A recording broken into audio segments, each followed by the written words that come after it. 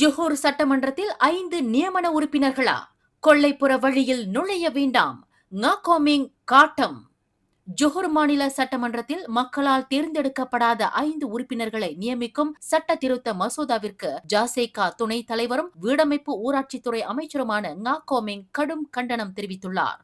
ஜொஹூர் சட்டமன்றத்தில் கடந்த வியாழக்கிழமை நிறைவேற்றப்பட்ட இந்த மசோதா ஜனநாயகத்திற்கும் நாட்டின் அரசியல் அமைப்பிற்கும் எதிரானது என்று அவர் சாடினார். மக்களால் தேர்ந்தெடுக்கப்படாதவர்கள் சட்டமன்றத்தில் வாக்களிப்பதும் விவாதிப்பதும் கொல்லைப்புற வழியாக அதிகாரத்திற்கு வருவதற்கு சமம். இது நாடாளுமன்ற ஜனநாயகத்தை சீர்குலைக்கும் செயலாகும் என ngakoming தெரிவித்தார். மக்களால் தேர்ந்தெடுக்கப்பட்ட பிரதிநிதிகளுக்கு இணையான ஊதியம் மற்றும் அதிகாரங்களை நியமன உறுப்பினர்களுக்கு வழங்குவது நியாயமற்றது என்றும் இந்த முடிவை எதிர்த்து ஜொஹூர் மக்களிடம் கையெழுத்து இயக்கம் நடத்தப்படும் என்றும் ngakoming அறிவித்தார். பஹாங், திரங்கானு மற்றும் சபா ஆகிய மாநிலங்களில் ஏற்கனவே இம்முறை நடைமுறையில் இருந்தாலும் ஜொஹூர் அரசு இத்திட்டத்தை கைவிட வேண்டும் என அவர் வலியுறுத்தினார்.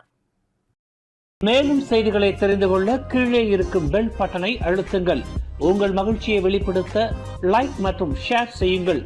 தொடர்ந்து திசைகளோடு இணைந்திருக்க சப்ஸ்கிரைப் செய்யுங்கள்.